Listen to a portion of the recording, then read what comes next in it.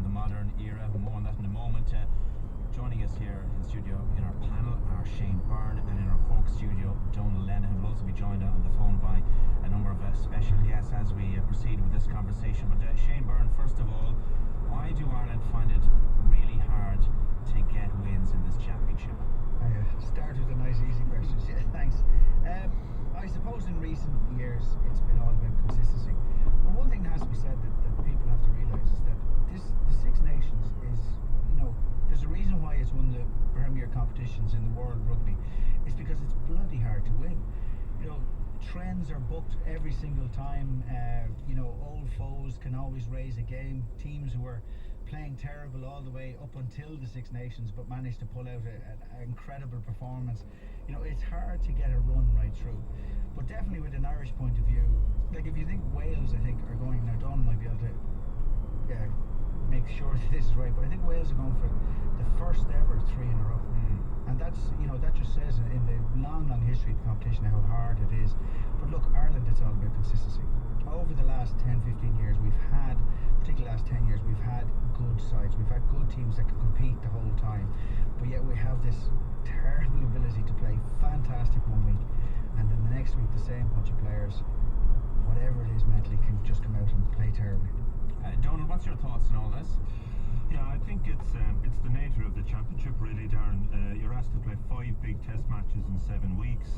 Traditionally, Ireland probably wouldn't have as much strength and depth as the likes of England and France in particular. Therefore, injuries play a massive role. And as we know, with the modern game, all squads now have practically 20% of their frontline players injured at any one point in time. So I think that adds to the difficulties Ireland have, none more so than last year. I mean, the injuries last year were just unbelievable. By the time we got to Rome, the last game, Peter O'Mahony was ending up on the wing for 50 minutes of that match. So I think, that certainly has been a problem. But the other one being, as Shane has put his finger on it, really, this complete roller coaster of performances. Brilliant one week, not so good the next week. Go back to last year, the opening 43 minutes against Wales, Ireland were 27 points up and barely hanging on to win the game in the end, and that's only in the one match. So that's an issue that has to be addressed, and I think Shane is closer to the scene in Leinster, but certainly the advent of Joe Schmidt, I have to say, gives me huge confidence and huge hope for the Six Nations, even if it does take a coach who has no international experience a period of time to find his feet at that level. Isn't that the key to it, though? Is that like he's almost coming in without any of the luggage, without any of the previous thinking about the coaches or anything like that. He's just almost coming in with a clean slate, and we expect him to, his attention to detail, we know he can motivate sides with everything he's achieved with Leinster, is that we're hoping that it converts into that, because one thing we haven't had for a while is that despite the provincial successes we've had over the last few years, it hasn't gone onto the Irish side, like as opposed to the opposite to Wales, where their provinces aren't doing wonderful, but by God, when they put on that red jersey, they play as a club side that have been playing together for ages. And that's what we're hoping Joe Schmidt is, as long with putting all the game plans and everything else together, that's the key to it, that he brings the best out of these guys. Donal, what's the remit for this championship coming off a roller coaster ride that was the November Internationals? Is it building for the future? Is it to go on and win this? It's a difficult one Six Nations are viewed slightly differently now by a lot of the countries. The rugby world now is dictated by 4-year cycles building up to a World Cup. Some of the countries have tended to experiment a little bit more than we have had. I think the RFU have been very clear in their expectations with any national coach, in that there's a lot of money pertaining to the Six Nations. The higher up you finish in the table, the more money accrues to that particular country. So I know going back over the last 7 or 8 years, certainly the RFU wanted the strongest team picked at all times in order to maximise the return. But it's difficult then, because when you do get injuries like Declan Kidney had last year, you're having to throw in a lot of inexperienced players in at the deep end, and we've tended to blood our younger players by giving them 10 or 12 minutes at the tail end of an international game when, you know, the intensity, certainly from a scrummaging point of view, may not have been as big as it would have been in the opening 20 minutes. Whereas other countries tend to make changes, start their younger players from the start. So Joe Schmidt is on record already in terms of he's targeting a top 2 finish, and he's also looking to build the strength and depth. So I'm intrigued to see how he's going to approach it. Is he going to stick to his strongest team? Is he going to rotate in certain positions where I think the biggest plus since last year, because of all the injuries that Declan Kidney had, a number of players were thrown in at the deep end, but they did get experience. That has widened the net in terms of selection. But also we've had, even in the last 6 months, a whole crop of young forwards sort of putting their hands up. Mike Ross was our sort of one and only tight head option for a long time since John Hayes went. Now you have Stephen Archer has been there before, Declan Fitzpatrick, and most impressively I think Martin Moore and Leinster in the past couple of weeks. So I'm just very interested to see how Schmidt approaches the selection process over the 7 weeks. Well, let's talk about Joe Schmidt's best 15. Shane, get the ball rolling here for us. Does the pack pick itself, or what's your starting 8? I think it does. I think maybe the 7 is the only really debate left, but I think Henry... Is it a debate? I think Henry will start, but I think O'Donnell was absolutely fantastic. And just go back to one of the points that Donald made there with the lack of experience for these guys at that step-up level, really would bemoan the fact that we have just played the only A game in the year. And like, whereas, as Donald remembers all the way going through late 90s, early 2000s, before it started to be disbanded, all your squad were playing representative games during this period, and you could pick and choose and get the guys up.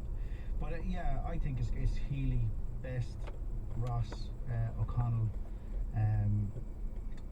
Toner? Yeah, Toner, sorry, at Leinster, O'Mahony, Heason, Henry. Donald, would you go along with that? Yeah, I would. I think Joe Schmidt has that 8 penciled in already. I mean, you don't have to be a rocket scientist to see, you know, the A side that went out for the game yesterday. I think all those guys were playing for positions on the bench, certainly with the opening 2 games in mind. Has Tommy O'Donnell done enough to warrant more serious consideration? Well, he certainly put himself up there. I mean, the problem was he was out injured for 3 or 4 months, so he's a bit behind where Chris Henry was. I was in Welford Road covering the game with RTE last weekend. I thought Henry was superb against Leicester. So I think he's just slightly ahead of O'Donnell at the moment. But I mean, the beauty is, and let's be honest, I mean, the one forward you didn't want to lose, well, probably 2, Paul O'Connell and Sean O'Brien. O'Brien is going to be a massive loss. So therefore, don't expect the players who come in and wear the number 7 jersey to replicate what he does. But what they do, both Henry and Tommy O'Donnell, is they're very strong over the ball. They're excellent at the breakdown. So in the event of injuries, back rows are the area on the field where you have the biggest percentage of attrition, if you like. So you need that strength and depth. So I think he'll need both Tommy O'Donnell and Chris Henry. There's no doubt both will feature. Yeah. At one stage or another, there's no doubt about that. Okay. He's kept us guessing on the scrum half issue. I think the general consensus would be that it would be Conor Murray. Shane, have you any reason to think it won't be Conor Murray at 9? No. I think it will be. Genuinely, I think guys like Boss is in superb form at the moment. Would you put him in? Would you put him in? Personally, I would, but it's not going to happen. You know, it's between Edna and Murray, and it's Murray to start. Yeah, I think it will be Murray, and I think on merit. I mean, I've watched this guy come through the system down here. It's only 2 years since he got a start for Munster. That was in the Amlin. I think at Munster they didn't qualify in 2011 for the Heineken Cup for the first time for the quarterfinals, and Tony McGahan decided to use the Amlin to give some of the younger fellas an opportunity. That was April 2011. By September, Conor Murray was in the Irish World Cup squad and came home as the number 1. Likewise, he went on the Lions tour as the number 3 behind Ben Youngs and Mike Phillips. But, you know, ended up, he was on the bench for the 2nd and 3rd test, and I think if there was a 4th test, he could well have been the starter. So he is one of these guys, once he gets a sniff, once he gets his foot in the door, he's very commanding. And I think you only had to look at his influence when he was injured recently for Munster, the influence that was lacking when he wasn't there, and then came back after injury, and I thought he was outstanding, even though he is still a bit ring rusty. But no, I think he's a certain starter. He's also, I think, crucially building up now a good rapport with Johnny Sexton. So I think you'd have to say again, looking towards the World Cup in 2015, they looked like you're nailed on a half-back partnership, and you would hope, all the best partnerships at half-back in rugby have been sort of playing together for 4, 5, 6 years, and I think those two have the capacity to do that. Just to get your thoughts on Johnny Sexton, obviously had a great performance yesterday for Racing Metro last night, and the player obviously banging form, but really good interview with him with Peter O'Reilly in the Sunday Times today. But just one thing really caught my eye. He was talking about the agony of missing that kick against New Zealand, and it's been a real torment for him. But he's also been talking about how the team doctor suggested that he come off 10 minutes before that kick was taken with his hamstring problem, and he basically refused. Are you surprised that he would have done that? No, no player when they're on the pitch wants to come off. But was he putting himself ahead of the team in that situation, knowing a medical personnel thought he shouldn't continue? But look, how many times have we seen Brian O'Driscoll pull himself together within, taking a couple of minutes to get himself back on and to get himself going again on the park? It's very hard to put in words like what it feels like when the adrenaline is flowing inside you. You know there's something up, but you genuinely do feel that you can keep going. You genuinely do feel that it'll be okay. I can run this one off. I can keep going. I still have something to contribute. Look, hindsight is a wonderful thing. It will haunt him, and please God, he'll get a chance to redeem it at some stage. Not for a while yet, but it is just one of those things that he wasn't right. Everybody could see it when he took that kick. Sorry, Shane. I think that's the nature of a competitive rugby player. I mean, he was out there. He could smell. This would have been one of probably the most famous Irish victory of all time. Absolutely. And that. You don't feel the pain in that scenario. There's no question for me. I remember at the time even referring to it on commentary, I thought he was cramping up in the 2 or 3 minutes before the kick. And if you look at the kick again, he didn't quite follow through the way he normally does. So there was no question that he wasn't 100% right. But he, not coming off, he did the exact same thing as any other player in the same situation would have done. Let's go back to the team selection. Let's talk about the backs, and with these injuries to Tommy Bowe, who hopefully we will see back at some stage in this competition, and Keith Earls really has opened up two positions on the wing, and who are the two likely candidates to fill those, Shane? Firstly, your thoughts? Easy one for you. Yeah, thanks. You should have gone Donald for this one first. Sounding well, look, you have Zebo, Fitzgerald, Carney, and McFadden. And Andrew Trimble? Andrew Trimble as well, absolutely. And all of them have a right to claim on the jersey. I think McFadden was a timely re-entry last night. I think he played very well. He didn't put a foot wrong, as he normally doesn't. But then again, you have Carney, who was the man in situ, had the jersey on his back last, and played very well. And Fitzgerald, to me, I think is a starter. I think he's a little bit of that X factor back. He looks like he's back on the form that saw him rocket up the ranks a few years back, all the way to the Lions. Fitzgerald, and who else? Yeah, off the fence, Shane. I think Zebo's probably just a little late. I think his form, he looks like he's back electric again. I'll go McFadden. Okay. Yeah. Donald? Well, Rob Carney is a certainty at fullback and on merit.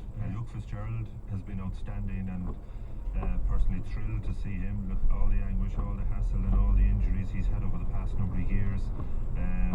At the start of the autumn series, I think Joe Schmidt wanted him to come in and be part of the wider training panel, and he said, no, I need game time, I need matches, and he stuck by his convictions, and he ended up on the field of play in the last 15 minutes against New Zealand. His form then has been spectacular, so he's a certainty for me. And I pick Zebo on the other wing. I think back three of Carney, Fitzgerald, Zebo. I accept that he's short on match practice, but I've seen enough in. He's come off the bench for Munster in 2 Heineken Cup games. He got another cameo appearance yesterday. I thought against Edinburgh, maybe Joe Schmidt is playing a little bit of silly buggers here. He left him out of the international squad, which I thought was strange at the time, because he said it was because he hadn't played in a couple of months, but Fergus McFadden hadn't played in the same time frame, and he was in the squad. So I just wonder, was he put in a little bit of a rocket under Zebo?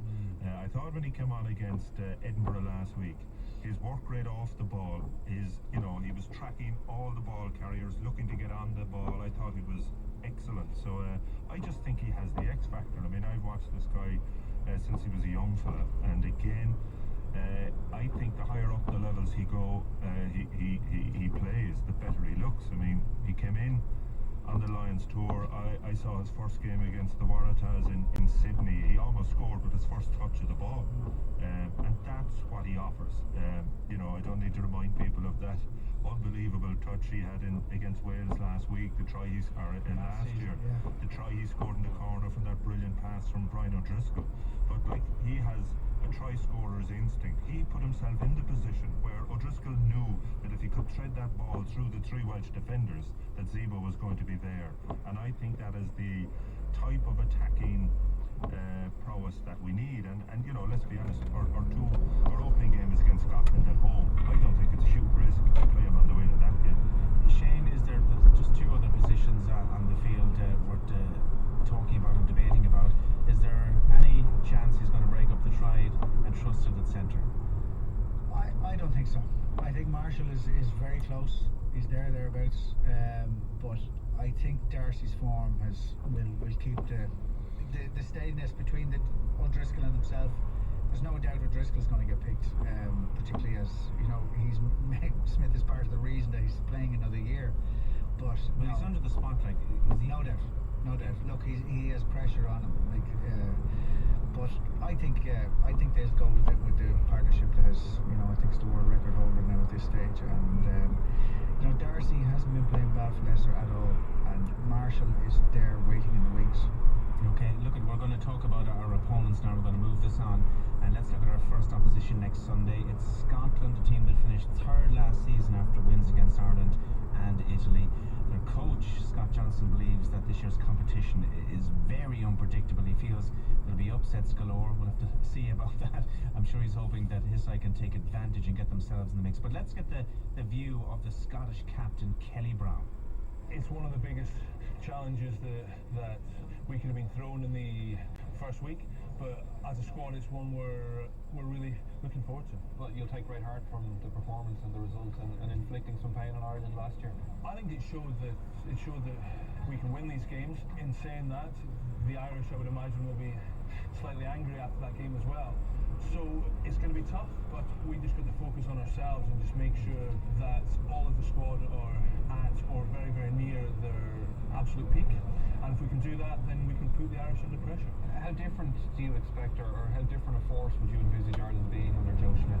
I think the Irish are always a major force. I think anyone that watched the game against the All Blacks in the autumn, the All Blacks managed to sneak it right to the end, but the Irish side played some incredible rugby, and so there's no doubt that they will be very, very tough. The atmosphere and the mood and the passion around the national team in Scotland seems to be on an upward curve again, and that's something that you'll be looking to harness and drive on even more than the situation it's at the moment.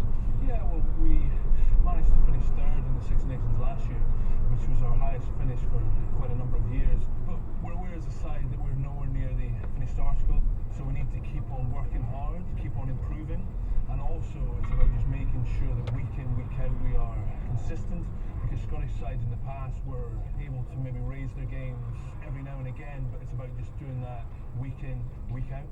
That's Kelly Brown, the Scottish captain, speaking to Damien O'Mara. We're joined on the line from Scotland by the broadcaster and journalist Graham McGregor. Graham, great to have you along. What are your expectations for the Scottish team in 2014?